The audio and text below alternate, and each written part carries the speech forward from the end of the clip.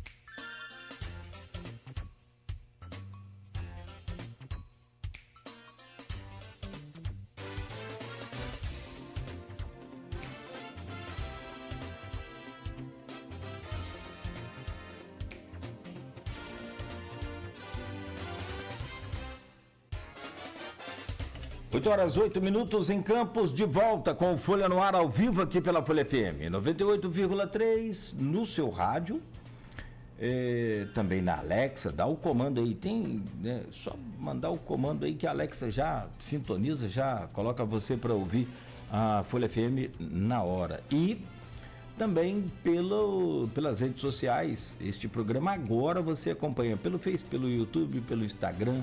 Daqui a pouco tem podcast desse programa também para você ouvir aí na íntegra. Enfim, 8 horas e 7 minutos. Voltamos com o Folha no Ar ao vivo. E tempo bom agora em Campos, né? Mas tem previsão de chuva para hoje, hein? Probabilidade de chuva grande para hoje, principalmente no período da tarde. Faz 26 graus agora aqui na Planície Goitacá. Aqui no centro da cidade, 26 graus, a máxima é de 30. No oferecimento de Proteus, Laboratório Plínio Bacelar, vacina Plínio Bacelar, também de Radmed Diagnósticos por Imagem e Rede Mariana de Postos de Combustíveis. Voltamos com o Folha no Ar, hoje conversando com a socióloga e advogada Sana Jimenez e também com o Alex Ribeiro Cabral, que é advogado, conversando com a gente aqui nesta manhã. Primeiro bloco nós falamos sobre esse tema espinhoso aqui, principalmente para a categoria, mas que causou aí um estardalhaço enorme em toda a população de Campos e também colocou Campos de novo no cenário nacional, que é esse ataque racista de um advogado contra uma juíza em Campos. E agora a gente vai para o STF, vamos saber o que vai de fato acontecer, né? Ou pelo menos tentar projetar aqui o que de fato está acontecendo e o que vai acontecer com o Bolsonaro e pelo menos mais 7 integrantes nessa primeira fase. Só tentar fazer aqui rapidamente, se você me permite, a primeira turma do STF, composta pelo Cristiano Zanin, que é o presidente, o Alexandre de Moraes, que é o relator desse processo, inclusive ele também é parte desse processo e nós vamos falar sobre isso, o Luiz Fux, o Flávio Dino e a Carmen Lúcia compõem a primeira turma que está julgando o quê? Julgando uma oferta, uma denúncia ofertada pela Procuradoria-Geral da República de que essas 33 pessoas, nessa primeira fase agora, 8 delas, inclusive o presidente, ex-presidente Jair Messias Bolsonaro, com crimes de, entre eles, abolição violenta do Estado Democrático de Direito, planejamento de golpe de Estado e organização criminosa. E o julgamento começou ontem, já tem aí vários pontos votados, como o caso da delação do Mauro Cid, que eu falei ontem sobre aquela parte instigante do dia, né, que ganhou uma protagonização interessante, uma parte do própria desses 8 aí defendendo de que aquela delação não era válida e outra parte defendendo, porque ele ali, inclusive acho que o general Heleno, ele chega uma hora, o Cid fala em uma parte dessa delação, de que o general Heleno chegava lá falando, mas ninguém ouvia. Então, esses advogados do general querem que essa delação, né, tenha validade justamente para que ele não seja condenado. Bom, hoje segue o julgamento. Ontem, o que chamou a atenção aqui foi o posicionamento do Fux. Ele questionou essa delação e também votou contrário a outro ponto que vai ser discutido agora, que é a primeira turma analisar esse processo. Deixa eu pedir ao Aloysio Abreu Barbosa para abrir esse bloco para a gente, por favor, Aloysio. Eu vou começar o bloco com um outro questionamento que me parece, na condição de leigo, logicamente, me parece ser o questionamento mais óbvio assim, desse julgamento, né? Vou citar aqui dois juristas que eu citei ontem também, na entrevista na Folha do Ar de ontem. Um é o Walter Maierovic, que é desembargador aposentado do TJ de São Paulo, colunista da UOL, comentarista do CBN, Prêmio Jabuti, 2022, na categoria de Ciências Sociais, que ele disse o seguinte, abre aspas, a prova de que queriam matar Lula, Alckmin e Moraes. Ora, não dá para querer que ele seja imparcial. Ele está envolvido nisso, está falando de Moraes. Dá para ele travar as emoções? Não. Um segundo ponto que me parece fundamental, e é um problemaço, diz respeito à velha regra do princípio constitucional do sistema acusatório. Não existe juiz de instrução, e Moraes foi um. E também o Auri Lopes Júnior, que é doutor em Direito Processual Penal e professor da PUC do Rio Grande do Sul, que diz: o ministro Alexandre deveria se dar suspeito e não deveria participar desse julgamento. Não só porque ele já instruiu esse caso, então ele está contaminado juridicamente falando, mas também porque existe uma suspeição dele, dada toda aquela circunstância de ameaça em relação à vida dele. É inequívoco que ele foi afetado pelo ato, ele era alvo do golpe. Então seria muito interessante salutar que a própria jurisdição, para a própria jurisdição que ele se afastasse. E eu li também essas opiniões ontem de juristas, para outros dois aqui, colegas de vocês aqui na comarca, foram a Priscila e o Felipe, a Priscila Marins e o Felipe Drummond. A Priscila diz sobre essa questão: é humanamente impossível separar a questão jurídica da pessoal quando se é alvo. Se é alvo, é suspeito. Entendo que o ministro Alexandre de Moraes está suspeito para conduzir o julgamento. Falamos de uma coisa como a abolição do Estado de Direito, de golpe de Estado.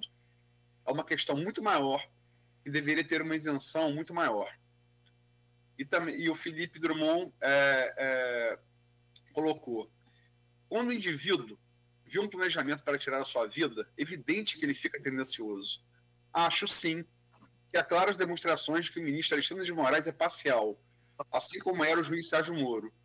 E o maior indicativo disso é ele insistir para ser relator do caso e participar do julgamento. São as opiniões de 4 juristas, 2, né, um do Rio Grande do Sul, outro de São Paulo e 2 de Campos. Pergunto a você, Alex, depois Sana, como é que vocês veem essa situação de Moraes? Primeiramente, sim, são opiniões muito importantes, são opiniões realmente que eu também tenho presenciado algumas em igual sentido, mas eu sinceramente eu não enxergo da mesma forma. Por quê? Porque, no primeiro ponto, houve lá, no âmbito daquele plano lá do punhal verde-amarelo, havia realmente ali uma trama, pelo que foi indicado pela Polícia Federal, para assassinar o Lula, o Alckmin e inclusive o Alexandre de Moraes, e tinha mais outro lá que eles não conseguiram identificar, mas que provavelmente fosse mais um integrante do STF, mas pelos apelidos que os supostos criminosos lá, ou criminosos usaram, eles não conseguiram identificar quem que era, mas Lula, Alckmin e Alexandre de Moraes era certo que eram alvos desse plano aí de tentar abolir, né, o Estado de Direito. Mas o que acontece? Isso não saiu. Essa questão do assassinato, do homicídio, isso não chegou a entrar em atos executórios. Então, para ter uma tentativa de homicídio, precisaria passar do plano da cogitação, passar do plano da preparação e entrar no plano da execução. Porque no direito penal a gente tem ali o chamado iter criminis, né? O caminho do crime. Tem cogitação, preparação, execução e consumação. Para a gente falar em tentativa, teria que entrar na execução. Então, não entrar na execução, então não pode nem ser julgada uma suposta tentativa de homicídio deles. Então, o Alexandre de Moraes, contra ele, especificamente, não houve crime praticado por esses indivíduos. O crime pelos quais eles estão sendo julgados são crimes que têm como ali vítimas, né, a própria coletividade, né, a coletividade que é ali, que foi atingida, né, pelo golpe de Estado, tentativa de golpe de Estado, né, pela tentativa de abolição violenta do Estado de Direito, organização criminosa, né, dano qualificado. Então, o Alexandre de Moraes não é vítima dos crimes que estão sendo julgados. Em segundo ponto, a gente tem também no Brasil, estava vendo até uma entrevista ontem também do jurista Pedro Serrano, advogado, muito assim, de renome nacional, ele comentando que no Brasil a gente tem hoje em torno, acho que são segundo dados do CNJ, em torno de 100 juízes ameaçados de morte. Ora, o juiz ele está numa comarca lá, no local em que é dominado pela criminalidade. Ele faz o papel dele e ele passa a ser ameaçado de morte pelos réus que ele está julgando. E aí ele faz o quê? Ele se afasta porque ele perde a imparcialidade para julgar aqueles casos. Se a gente for levar isso às últimas consequências, os réus vão escolher quem serão os juízes que julgarão. Então a gente está colocando na mão do réu, de um réu principalmente de um réu com uma alta periculosidade, um réu que integra a organização criminosa, a gente está colocando na mão desse réu a oportunidade de afastar o juiz que ele não quer que o julgue. Porque se ele fizer ameaça de morte em relação a esse juiz, aí o juiz vai ter que dizer assim, então, já que ele me fez ameaça de morte, eu não posso mais julgar, perdi a minha imparcialidade. Então, a gente não pode gerar esse tipo de abrir esse flanco de dizer que um juiz, quando teve a sua vida ameaçada, ele não pode mais julgar o caso, porque se for assim, mais de 100 juízes hoje no Brasil estão sob ameaça de morte, teriam que todos se afastar do seu caso. O próximo que viesse, se o criminoso achasse esse legal, esse eu não vou ameaçar não, porque esse aí é mais tranquilo. Os linha dura, os que são mais em tese punitivistas, eu vou ameaçar para afastá-los do caso. Eu, sinceramente, eu não concordo com essa visão. Então, eu penso que, sim, a suspeição também é uma questão de caráter íntimo. Ele poderia se julgar suspeito por entender que foi abalado de alguma forma, e a gente também não teria como questionar isso. A suspeição ela pode ser suscitada pelo juiz por questão de foro íntimo, que ele não precisa nem explicar o porquê ele está se afastando. Mas ele entendendo que deva continuar, faço aí um paralelo com essas outras questões de juízes ameaçados que continuam julgando seus casos e ninguém questiona. Sana? Eu acho que nesse ponto eu concordo com o Alex, que assim, o fato dele supostamente, né, ser vítima de uma possível tentativa de homicídio, para mim não é a razão suficiente para torná-lo suspeito, né? Mesmo que seja uma questão, obviamente, de foro íntimo. Acho que para mim a questão maior aí que poderia levar à suspeição seria o fato de ser, né, um juiz que participou de vários atos da fase, né, investigatória, um juiz que já estaria muito, né, afetado, né, por todas as questões que ele analisou anteriormente, né, durante o curso do inquérito. Então assim, para mim a imparcialidade dele fica afetada no que se refere a essa participação dele muito efetiva em vários momentos do inquérito, e não especificamente porque ele seria alvo realmente de uma possível tentativa de homicídio, porque de fato os crimes que são imputados, né, aos réus não são crimes que envolvam diretamente essa questão. Então, para mim, a suspeição dele viria desse outro aspecto. E, na verdade, existem, acho que, outras questões técnicas, né, formais, que deveriam ter sido olhadas, de repente, com maior cuidado não só pelo Alexandre de Moraes em si, mas pelos outros ministros do STF, porque a gente está falando de um processo que, para além das questões técnicas, é também um processo político. A gente não pode negar isso. E, considerando o que aconteceu, né, nos últimos anos, considerando o que aconteceu com o próprio Lula, eu acho que seria muito importante que a gente mantivesse assim todo o cuidado possível em relação ao julgamento agora, né, do Bolsonaro, né, e das outras pessoas envolvidas, né, nesse processo, para que esse julgamento não fosse eivado de tantas máculas como aconteceu nesse passado recente em relação ao outro polo político, né, vamos dizer assim, que hoje domina né, o nosso país. Então, essa é a minha grande preocupação. Eu, no lugar do Alexandre de Moraes, eu teria me declarado suspeita, sim, por essa razão, realmente não pelo fato da minha vida estar supostamente ameaçada, mas pelo fato de eu ter sido o juiz que participou, né, de toda a instrução, enfim, do inquérito. E acho também que o STF, entendo, há posicionamento, há uma linha, né, de pensamento para defender o fato de que esses réus sejam julgados pelo STF, mas, sinceramente, eu preciso dizer que concordo que acho que esses processos deveriam ter sido julgados em primeira instância, inclusive, nem mesmo no STF. Perfeito. Posso fazer essa depois? Não, perfeito. Vai lá.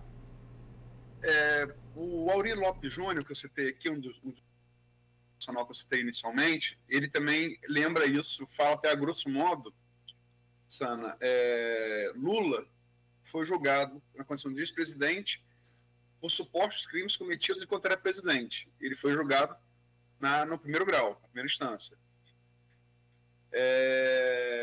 Essa é uma questão que também vários outros juristas colocam, né? Além dele, que você colocou aqui, ele colocou também, vários juristas colocam.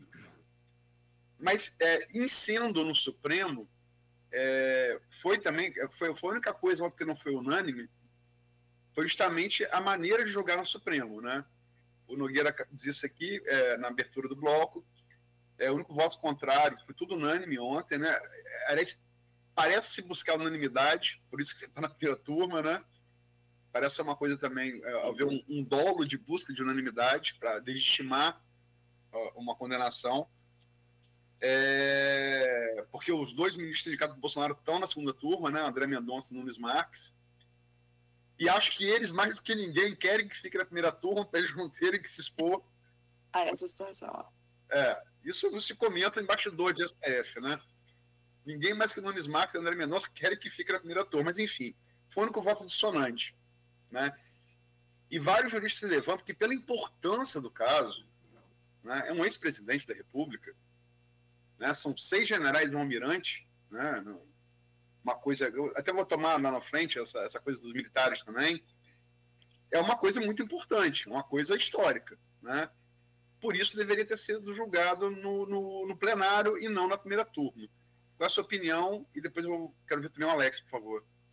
Concordo também, né? E sendo no STF, né, já que essa foi a posição, né, adotada, eu creio que, pela interpretação sistemática que eu fiz, pelo menos, do regimento interno do STF, mesmo com as mudanças que aconteceram mais recentemente, eu creio que o julgamento deveria se dar, sim, pelo plenário, né? Porque se a ideia é de que esses réus vão ser julgados pelo STF, considerando que tinham, né, a prerrogativa do foro à época em que os fatos ocorreram, se a gente olhar, então, o regimento interno do STF, essas pessoas, especificamente o presidente da República, eles devem ser julgados pelo plenário e não pelas turmas. As turmas julgam as ações penais, sim, de uma maneira geral, e considerando que o relator, né, que é o Alexandre de Moraes, é da primeira turma, essa é a razão pela qual estaria na primeira turma. Mas se envolve, né, um presidente da República, ele é ex-presidente, tudo bem, mas o regimento não fala em ex-presidente para falar, na verdade, de função nenhuma, né? Então, acho que fazendo essa comparação com o que a gente tem efetivamente no regimento interno, entendo que deveria ser aplicada a norma que fala sobre o julgamento de presidentes da República. E presidentes da República são julgados pelo plenário e não pelas turmas. Então, esse seria, né, o meu entendimento. E esse do ponto de vista técnico formal, mas também do ponto de vista político, acho que seria mais interessante que o julgamento se desse realmente pelo plenário, para que a gente conseguisse, talvez, apaziguar mais os ânimos, né, para que as decisões fossem tomadas com mais, né, com mais consenso, né, diante do STF, e considerando que nós não teremos outras instâncias de julgamento, considerando que será apenas essa, né, a instância de julgamento em razão desse entendimento que o STF tomou. O Rui Barbosa, né? O STF erra por último. É. Mas, Alex, a gente passar para você, isso que a Sana colocou, só para botar um ingrediente a mais, se fala, comentaristas, né, que dominam bastidores do STF, que se projeta que esse julgamento seja encerrado até setembro, ainda esse ano, para não afetar o ano eleitoral, né? Então, além da pergunta que eu fiz à Sana, eu coloco esse dado a mais e pergunto a você também. Qual a sua opinião sobre primeira turma ou plenário e essa celeridade projetada, pelo menos segundo informação de bastidores? Vou ousar discordar um pouquinho da Sana em relação a essa questão do plenário, da turma. Eu entendo perfeitamente, o raciocínio dela é perfeito sobre a questão da interpretação sistemática. Porém, de fato, o que a gente tem no regimento, e como o Sana falou, é a questão relacionada ao julgamento em plenário do presidente. O regimento ele não se refere realmente à figura do ex-presidente. Então, numa interpretação mais literal do regimento interno que foi alterado lá no final de 2023, como está posto que o plenário julga presidente, vice-presidente, membros do STF, eu não vejo como a gente poderia incluir ex-presidentes dentro dessa interpretação literal do que é a competência do plenário. Então, por isso, essa última alteração do regimento, feita lá em dezembro de 2023, realmente retira, para mim, a competência do plenário e joga para a turma as ações penais originárias, né, que o STF julga ações penais originárias, que não sejam relacionadas a pessoas que são atuais detentoras do cargo de presidente, vice-presidente, enfim. Primeiro ponto é esse. Acho que o julgamento na turma não está equivocado. Acho que é um julgamento que está seguindo estritamente a literalidade do regimento interno. Sobre outra questão que foi relacionada à celeridade. E só voltando rapidinho, antes da celeridade, o STF, já desde da ação penal 470, né, que foi do Mendes Salão, eles, desde aquela época, no fim do julgamento daquela ação, eles repensaram essa questão das ações penais originárias serem julgadas no plenário, porque aquela ação em si, ela travou o STF. O STF ele tem missões constitucionais tão ou mais importantes do que o julgamento de ações penais originárias. Então, se a gente assoberba o plenário com a ação penal, a gente vai acabar retirando tempo do plenário para julgar ações diretas de inconstitucionalidade, para julgar recursos extraordinários. São outras atribuições que o plenário deve ter e deve se dedicar a elas com mais tempo, com mais afinco. Então, eu também, do ponto de vista assim, da organização dos trabalhos, eu acho que o ideal realmente é que a ação penal originária para o plenário seja mais restrita e que as turmas possam julgar ações penais originárias que não sejam especificamente do presidente, do vice-presidente, dos membros do STF, do PGR, enfim. Mas é isso. Sobre a questão da celeridade, a gente tem também uma situação aqui interessante, até sobre o recebimento da denúncia, né? Porque esses crimes que estão sendo julgados agora, especificamente em relação ao Bolsonaro, ao Heleno, ao Mauro Cid e aos outros que são réus agora, esses crimes eles já foram objeto de análise do STF em centenas de outros casos, né? Então, não me parece que haja dúvida da chamada materialidade do crime. Crime ocorreu de tentativa de golpe de Estado, de tentativa de abolição violenta do Estado de Direito? Isso, as outras centenas de casos julgados pelo STF indicam que sim. Então, não vejo como o STF vai dizer agora, especificamente em relação a esses, que o crime não ocorreu. O que a gente está aqui em busca, na verdade, é da questão da autoria.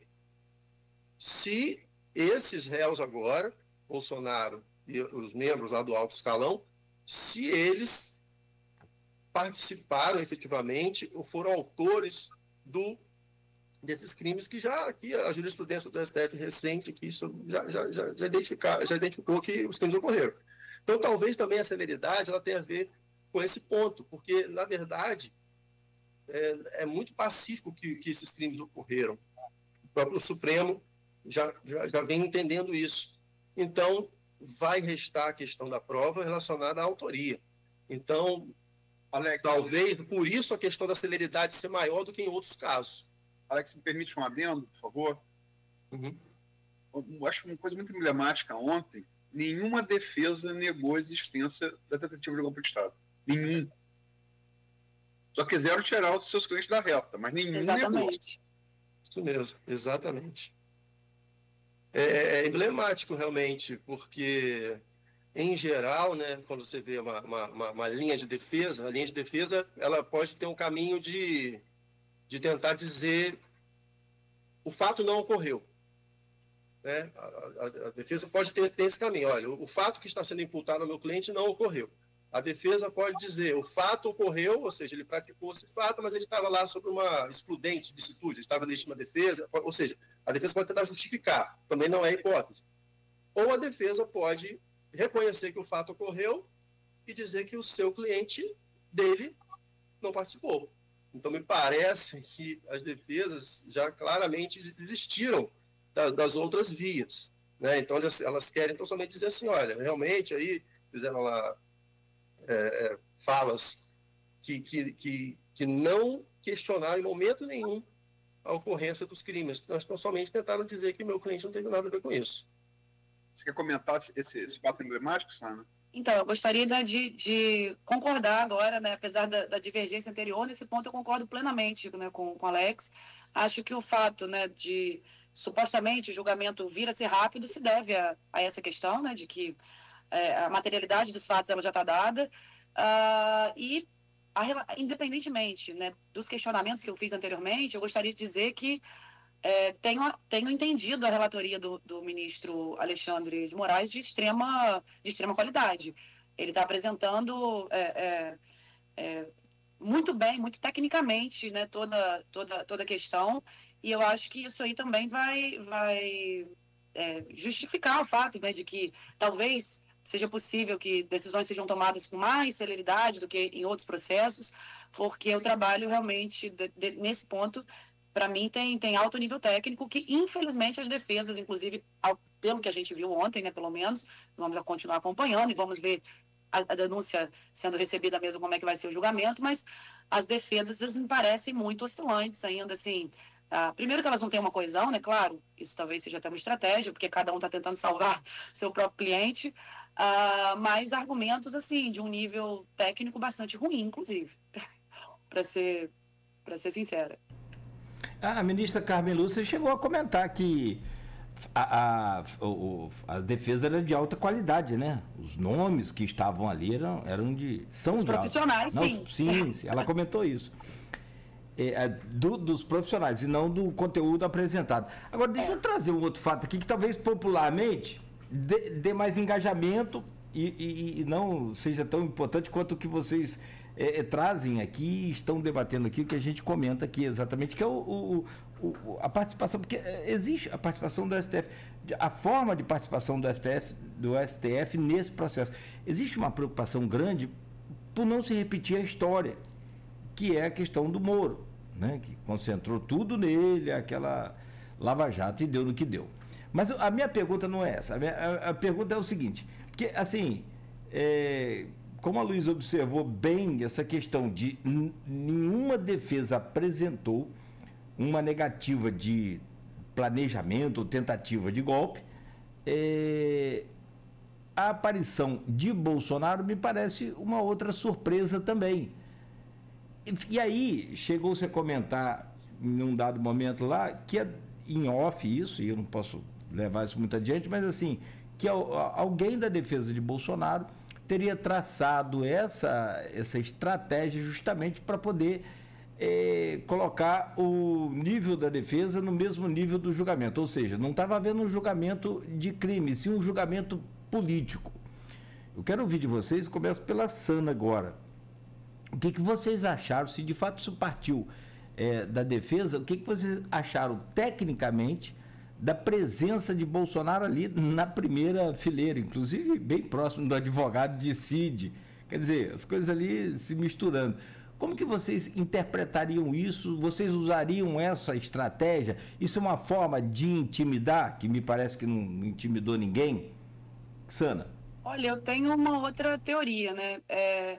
Eu creio que, inclusive, em razão das últimas manifestações, né, do filho do Bolsonaro, né, do Eduardo Bolsonaro, que nesse aspecto pegam muito mal, porque a gente está falando de processos que estão analisando a manutenção do Estado Democrático de Direito, né, uma tentativa de golpe.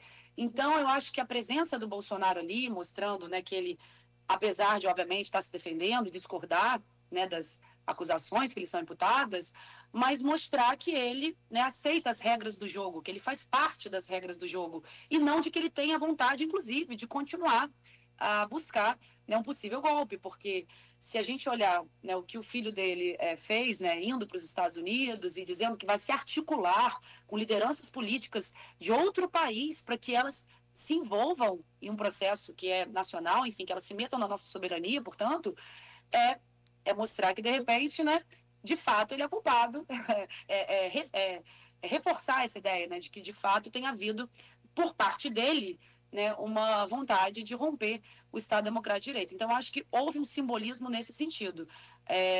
Posso estar completamente equivocada, tá? Mas na minha... inclusive porque acho que não seria muito da índole, se é que eu posso dizer assim, não conheço pessoalmente, mas outras manifestações que a gente tem visto aí do Bolsonaro e dos seus filhos, me pareceu uma estratégia mais até de respeito e não de intimidação ao Estado Democrático de Direito do que essa outra teoria aí. E aí, com certeza, isso foi articulado pela sua defesa, pelo seu advogado.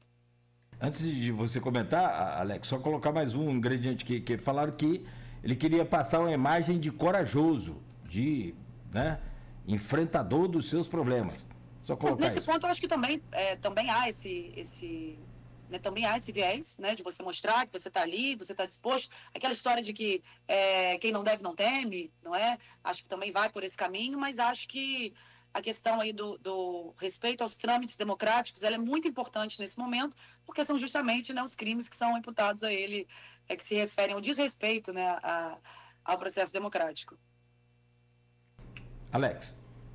Essa ida a ida do Bolsonaro ao julgamento, né, que não era esperada, né? Eu vejo às vezes o Bolsonaro ele tenta repetir muitas coisas do Trump, né? O Trump também ia lá ao julgamento quando ele estava sendo lá alvo de processo judicial, ficava lá encarando o juiz, aquela coisa tentando apresentar ali como intimidação. Eu vejo o Bolsonaro não sei, às vezes ele tenta imitar algumas coisas assim do Trump. Eu não sinceramente, eu não entendi muito bem essa estratégia, porque ele também ficou só pela metade, né? Ele nem voltou à tarde, ele foi lá pela manhã e quando teve a pausa na sessão, ele não voltou mais. Então, não sei se ele sentiu que a ida dele não gerou a repercussão nas mídias sociais, ou que fosse positiva, que desse algum ganho, aí ele repensou na hora do almoço e não voltou à tarde. Não sei também se não houve esse termômetro ali do que gerou a ida dele lá, se ele entendeu que politicamente não teve o ganho que ele esperava, e depois à tarde ele não voltou, né? Mas, enfim, eu acho também que sobre a questão do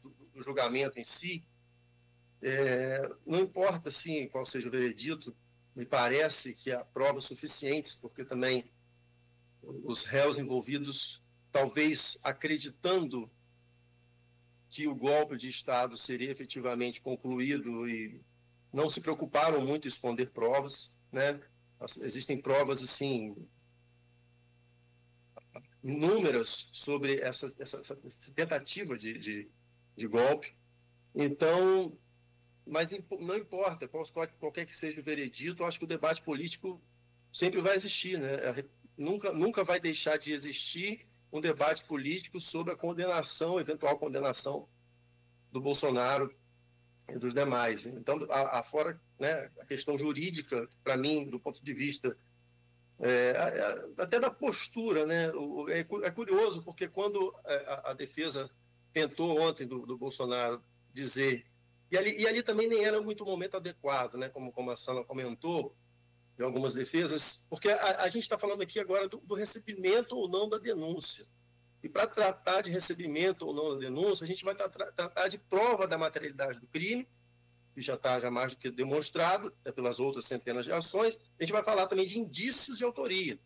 Então, não precisa o STF dar prova cabal de que aqueles réus participaram ou praticaram as ações criminosas. Ele precisa de indícios de que esses réus participaram, né, e atuaram naquele crime. Com indícios, ele já pode receber a ação penal do STF. Então, algumas sustentações ingressaram muito no mérito, assim, de dizer que o indivíduo não tinha nada a ver com aquilo, que deveria ser absolvido, quer dizer, que a denúncia não deveria ser recebida, mas que, no fundo, a alegação era já de uma absolvição.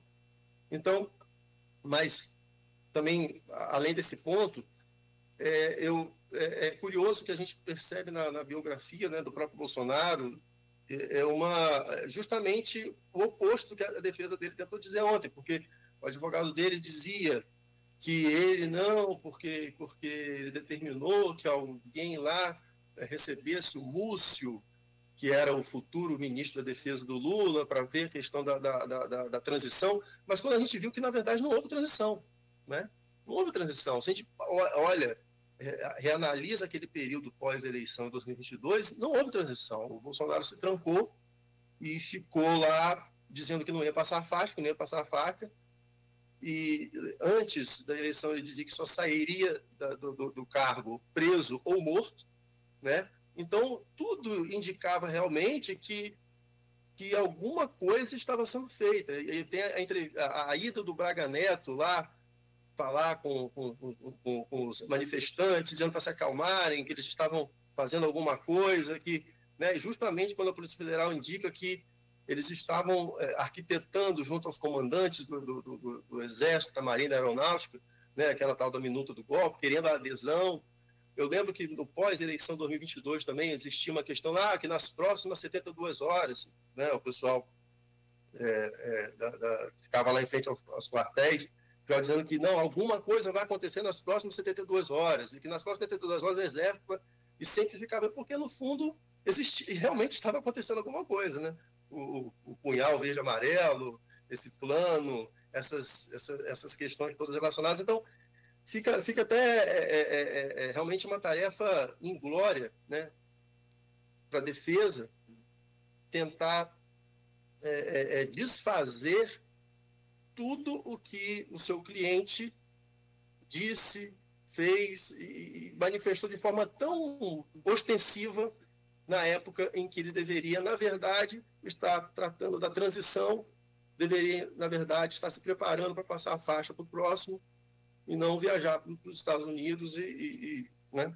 Então, realmente eu, assim, acho que a defesa são advogados altamente gabaritados, mas é uma tarefa inglória que eles têm pela frente.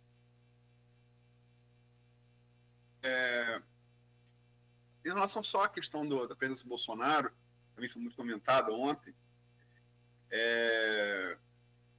questão de interpretação, né? Mas além do que Sana citou em relação a Eduardo, né?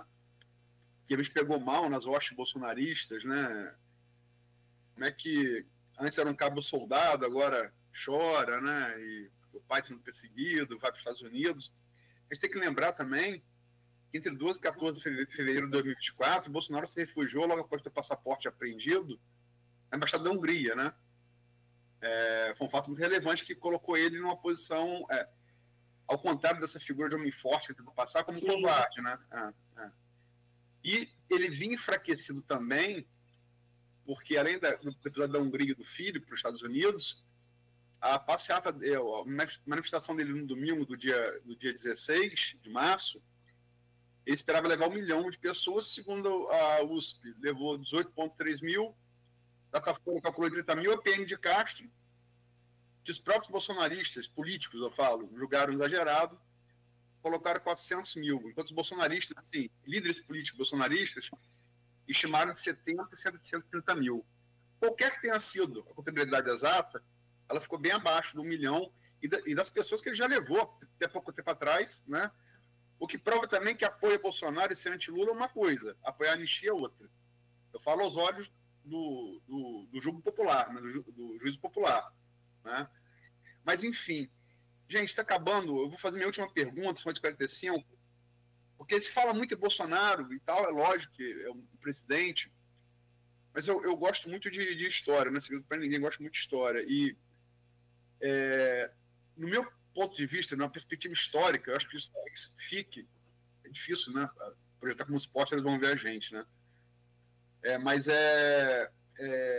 o fato de a gente estar julgando 6 generais e um almirante por tentativa de golpe de Estado no Brasil, isso é um feito inédito. Qualquer que seja o resultado, né? Qualquer que seja o resultado. Eu falei na missão que eram 4 generais e um almirante Garnier. Na verdade, eu errei. São 3 generais, né? Nessa primeiro grupo, né? Que é tido como o grupo principal da tentativa de golpe. São Walter Braga Neto, Augusto Heleno, Paulo Sérgio Nogueira e almirante Garnier. Mas tem também denunciados pela PGR, e vão vir no momento posterior no STF, os generais Mário Fernandes, Stefan Teófilo e Newton Diniz Rodrigues. Porque, vamos combinar, a gente era um império, se tornou república em 1989, num golpe das Forças Armadas, do Exército, derrubaram o imperador e, desde então, se avocaram numa espécie de poder moderador do imperador. Né? Um quarto poder, à exceção dos 3, representado por Montesquieu, né? Isso se repete no Estado Novo, na Revolução de 30. Isso se repete na tentativa de depois de Getúlio reverte com um tiro no peito. Não fizeram 54, vão fazer em 64. Né? Isso apareceu também no impeachment de Dilma, as manifestações do general Vilas Boas, né? Tentando intimidar o Supremo. E aparece ter sido repetido agora. Porque, vamos falar a verdade, tivemos ditaduras contra a Guerra Fria em toda a América do Sul. E, proporcionalmente, são países menores em extensão de população. A Argentina e Chile mataram muito mais que no Brasil. Não é um número absoluto, mas é um número proporcional. Eu pergunto, militar argentino dá palpite na vida política argentina hoje? Eu pergunto, militar chileno dá palpite na vida política chilena hoje? Então, eu quero perguntar a vocês sobre essa perspectiva histórica. Se julgar esses 6 generais e esse almirante, talvez não seja uma lavagem de roupa que a gente deveria ter feito há muito tempo atrás. Começo agora pela Sana. Sim, eu concordo. E isso tem a ver, né, com o problema da nossa lei da anistia, né, das feridas que não foram fechadas pelo fato de termos tido a lei da anistia no passado. E acho que isso tem um pouco a ver também com essa dificuldade que eles têm, né, de fazer colar essa ideia de anistia agora, né, para esses crimes que foram praticados no 8 de janeiro. E a própria ideia, né, de que o golpe não conseguiu pegar já mostra, né, o enfraquecimento das Forças Armadas no que se refere a essa interferência, né, nos rumos da República. E agora, mostrando que aqueles que tentaram, né, fazer isso serão devidamente punidos, e pessoas do mais alto escalão, né, dessas forças, acho que isso mostra que, apesar, né, dos problemas, né, que as nossas instituições possuem, né, desses reveses que a nossa democracia tem sofrido, né, nos últimos tempos, e eu sempre faço questão de pontuar, porque essa é a minha visão histórica. O impeachment, ou o golpe da Dilma, é o processo que, para mim, abre, né, que cria, né, esse caos de novo para o nosso sistema democrático, e a gente não fechou isso ainda. Espero que pós esse julgamento a gente consiga retomar um pouco os rumos devidos, institucionais das coisas. Por isso que eu tenho muita preocupação desse julgamento ser feito de maneira mais clara, mais técnica, porque eu sei que os julgamentos políticos continuarão existindo, né, para aqueles que são defensores do Bolsonaro, por exemplo, numa eventual condenação. Mas quanto maior rigor técnico, mais a gente evita, né, que esses questionamentos sejam feitos. Mas acho que sim, é muito simbólico, né, que essas pessoas sejam julgadas e mostrando qual é o real papel que o Exército, enfim, a Aeronáutica, a Marinha devem ter, né, dentro do nosso do nosso sistema constitucional, e que é um papel que não pode mais ser esse papel aí que aconteceu, né, num passado autoritário. Alex? Eu concordo.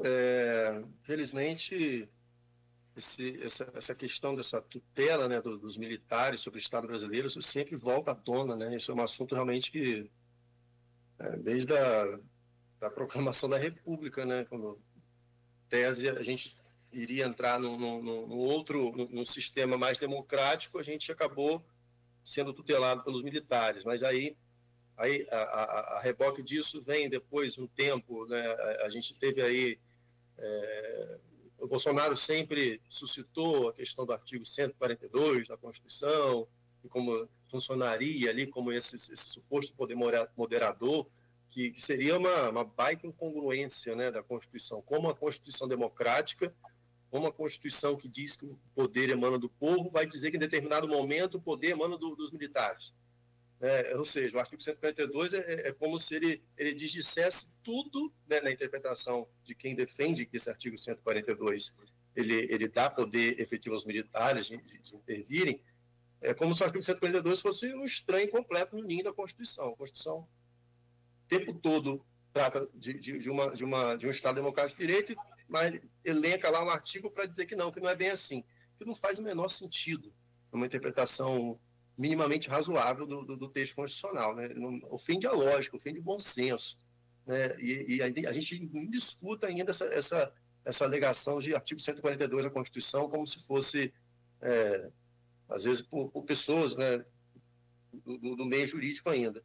E uma questão que eu vejo com muita preocupação é também outra relacionada àquela quarentena dos militares, que não foi votada até hoje. A gente tem essa questão de, ou seja, o militar, ele quer entrar para a política, ele tem que se desvincular do seu cargo e ficar um tempo desvinculado do cargo de militar, para depois entrar na política. Não pode ser algo automático, né? A gente tem projeto de lei que está aí, mas que ainda não está andando na velocidade que eu acho que deveria ser adequada. A gente, daqui a pouco, entra no último ano do governo Lula, e depois de tudo que aconteceu, né, no mandato anterior, com essa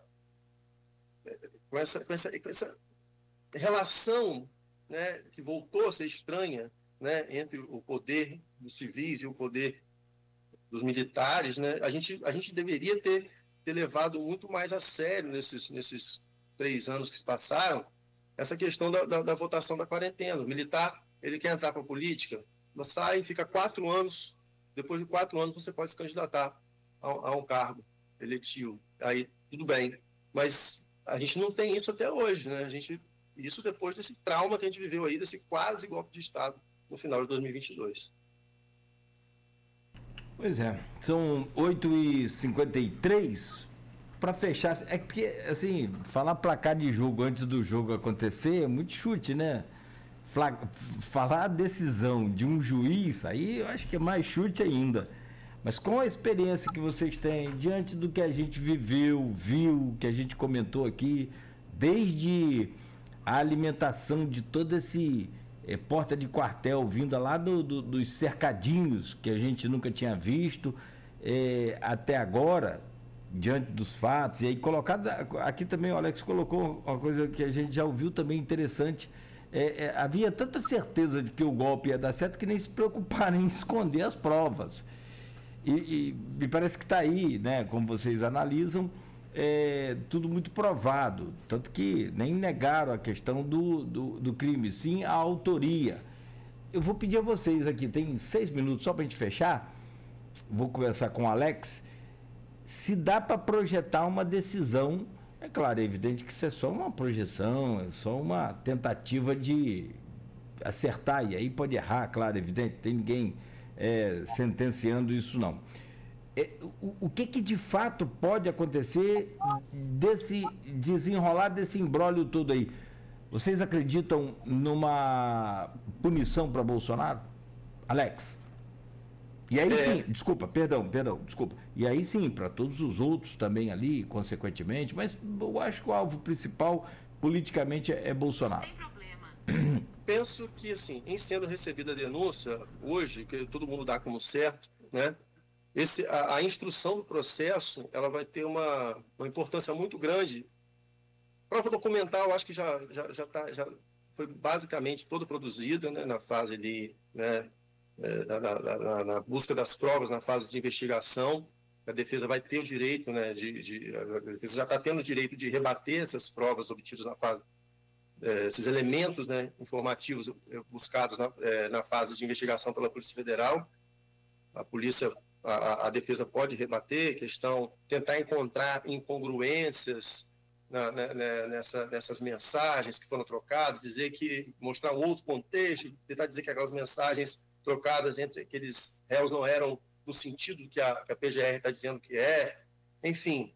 Mas muito importante vai ser a prova testemunhal, né? E, por exemplo, o comandante então, do Exército, Freire Gomes, o da Aeronáutica, se não me engano, Batista Júnior, eles relataram fatos ali para a Polícia Federal, que se eles mantiverem em seus depoimentos perante o STF, que eles vão ter que prestar, né, porque eles são testemunhas arroladas pela PGR, se eles mantiverem aquilo que eles disseram, vai ser muito difícil dos réus escaparem de uma condenação. E também as provas todas elas são analisadas pelo juiz de forma harmônica, né? Se o relato do Freire Gomes combina com o do Batista Júnior, que combina com uma prova levantada, que combina com a busca e apreensão feita, então o juiz vai fazer uma análise das provas como um todo, não só de um relato do outro. E acho que também os próprios interrogatórios dos réus, a gente já viu mais ou menos lá a outra defesa do Paulo Sérgio Nogueira, que era então ministro da Defesa, né, já querendo dizer que ele foi contra aquilo tudo. Ou seja, meio que admitindo que aconteceu é que ele era uma voz que tentava desencorajar o Bolsonaro e os demais de praticar o golpe de Estado. Então, ou seja, o interrogatório dos réus também vai ser muito importante. Pode ser que tenha réu que faça o uso do direito ao silêncio, mas pode ser que tenha réu que resolva falar. E aí pode implicar outro réu que esteja ali envolvido. Então, basicamente, a gente vai ter que esperar a produção dessa prova testemunhal aí para a gente e do interrogatório dos réus para a gente ter uma análise ali mais aprofundada, mais certa. Sana. Bem, eu acho que em relação ao recebimento da denúncia, né, não há dúvidas, né? Obviamente as denúncias serão recebidas. E eu também não tenho, se é para fazer, né, um exercício aqui de adivinhação, eu acredito que os réus serão condenados, creio que há provas suficientes para isso. Em relação às penas, né? Aí acho que algumas coisas podem realmente variar e talvez nem condenados por todos os crimes, mas há previsões até, talvez as mais otimistas, para quem não gosta muito, né, desse espectro político, de que as penas do Bolsonaro podem chegar, né, a mais de 40 anos, né, de prisão.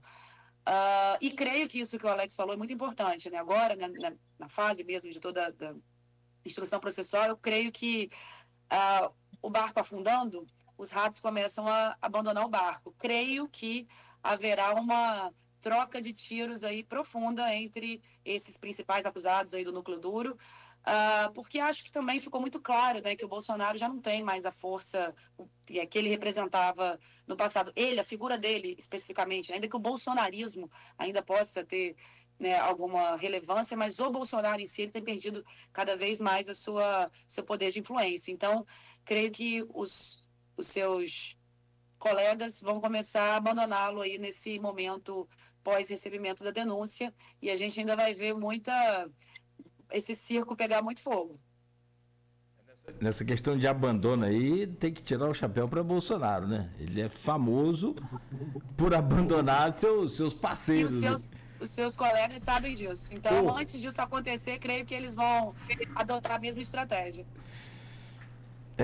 Que você falou, o barco começa a afundar, os ratinhos só começam a fugir. Bom, vamos fechar aqui agradecendo vocês. Eu fico feliz sempre poder contar com a presença de conhecedores dos temas que a gente propõe aqui para o debate e jogar um pouco de luz aí nessa opinião das pessoas para que tenham acesso, às vezes, assim, de mais próximo da gente do que da mídia nacional, e aí a gente tenta cumprir esse papel de levar essa opinião, levar essa informação para que as pessoas criem, de fato, uma opinião embasada em algo técnico e, assim, muito bom ouvir vocês, como ouvimos ontem, profissionais da área do direito e com o máximo de isenção possível, o que é mais importante ainda e é o que a gente busca aqui. Sandra, muito obrigado pela sua presença mais uma vez. Bom dia para você e até a próxima. Convite. Acho que esse papel que vocês fazem é muito importante, né? De abordar o cenário local e também abordar as questões nacionais e, né, convidar aqui para que nós, profissionais da área, possamos discutir um pouco esses temas que são tão relevantes. Legal. Sucesso para você. Meu caro Alex, obrigado mais uma vez aí, né, por estar aqui com a gente nessa bancada. É sempre bom recebê-lo. Boa sorte para você e para o Vasco da Gama, que eu acho mais difícil. Tô brincando. O meu Fluminense também não é grande coisa, não. Valeu, amigo. Obrigado por hoje. Valeu, obrigado. Também agradeço o convite. Estou à disposição. Achei muito importante esse debate e fico aí à disposição para eventuais convites futuros e esperando que volte aqui após uma vitória do Vasco, uma vitória da seleção. Tomara. Deixa eu ver, nós estamos em 2025. Uma volta antes da minha... Oh, muito bom. Eu falei que a Luiz voltou, ele estava não é nem férias relativamente, um projeto pessoal, uma missão que ele tinha, e aí ele tirou uma pausa aqui do Folha no Ar. Aí eu falei, pô, você esperou o Flamengo ser campeão para voltar? Ele falou, aí eu voltava no outro dia, o Flamengo ganha tudo.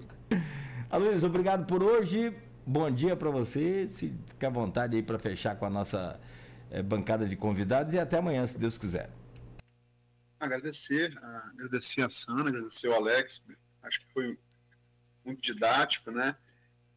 Mesmo nas eventuais divergências, você sempre discordar à luz da razão, deixar a emoção de lado, né? Política e judiciário não são futebol, né? Política é inevitável que você, para a conquista do voto, você apele para a emoção, mas você entendeu o processo político, né? E, sobretudo, decisão judicial, né? Isso tem que ser o mais racional possível. Eu, como a Sana, eu só queria, meu desejo é que esse processo fosse o mais... É aquela velha história, né, da mulher de César. Não basta ser honesto, precisa parecer honesta, né? Enfim, eu acho que o quão mais esse processo pudesse se tornar isento de questionamento, ainda que uma decisão do Supremo, né, não vai ser reformada, você pode ter aí uma TPI, pode ter uma comissão da ONU, mas assim, reformada não vai ser, né? Eu acho que eu fico com a impressão de que o Brasil aprendeu muito pouco com os erros de Lula e os repete, né? Independente da instância. Não estou comparando as pessoas, não estou comparando os políticos, não estou comparando os processos, mas eu falo erros históricos, né? Enfim, e em relação ao que você falou do prognóstico, eu, assim, tenho pouca dúvida. Posso estar errado, logicamente, mas eu acho que vai ser 6-0, 5-0 pela candidatura do Bolsonaro. Né? Acho que Paulo Sérgio Nogueira pode realmente... Há que se lembrar, Paulo Sérgio Nogueira se opôs a Bolsonaro no início, com o uso de máscara e higienização na pandemia da Covid. A foto famosa, Bolsonaro dá a mão a ele e ele não dá a mão ao Bolsonaro. Ele depois foi cooptado pelo bolsonarismo. Mas ele no início não era. Ele era... E realmente os níveis de infecção do exército foram menores do que da população civil. Pelos cuidados quando ele era comandante do exército, ele tomou, a despeito do que Bolsonaro recomendava, né? Enfim, vamos esperar para ver. Eu só desejaria que isso fosse assim, seguisse a direção de César, né? Além de ser honesto, que parecesse honesto e deixasse um mínimo de lacunas de questionamento possível. Mas vamos ver. Obrigado aos dois aí. E amanhã também vamos retomar esses dois temas, né? Já os esmiuçamos com juristas, né? Olhar um pouco também pelo olhar cultural, o olhar de um antropólogo, né? O Carlos Abraão Valpassos, amanhã. analisasse os 2 assuntos que a gente tratou aqui e também do projeto dele, o que a gente vai conhecer melhor amanhã. Legal. Professor da UFCAM. Muito bom. Meu amigo. Foi meu colega também. E também... Mas é feliz, é flamenguista, mas feliz. Volta esse tema de novo, tá igual... gente, não, mas assim, o que o Aloysio falou, perfeito, tem que concordar. Não basta ser honesto, direito, tem que parecer, mas tem que ser também, né? Um processo transparente, claro, e que seja realmente correto. A nossa democracia precisa disso. Nós precisamos disso, a nossa democracia precisa disso. Né? Foi um momento muito, muito complicado, muito perigoso. Então, e aí, infelizmente, a gente não sabe, não consegue entender. Consegue, mas assim, a grosso modo, como que essas pessoas, e o Brasil fica muito complicado agora, dividido, alguns até defendendo a volta naquela época do AI-5. Quer dizer, é isso que a gente precisa combater e a todo instante fazer aqui nesse programa. Só para o último adendo. Por favor. Inclusive, que está a favor, a quem defenda abertamente, teve ação dos Estados Unidos no Brasil. Eduardo Bolsonaro. Tem gente lá tentando isso, né? Teve um surto como esse desse advogado aí numa live. Parecido, em termos de surreal. Né? Sim. O pior animal, esse também acho que tem que se cuidar em termos sociológicos mesmo. O pior animal é o coelho. Eu tenho receio. Gente, fechamos por aqui, agradecendo a todos, a essa bancada mais uma vez, a você que nos acompanhou até aqui. Amanhã de volta às 7 no Folha no Ar, com o oferecimento de Proteus, Unimed Campos, Laboratório Plínio Bacelar, Vacina Plínio Bacelar, Rede Mariana de Postos de Combustíveis e Radmed Diagnósticos por Imagem, sempre à frente. Continue na Folha, continue na melhor. Pensou em energia solar? Pensou Eletricampos, que oferece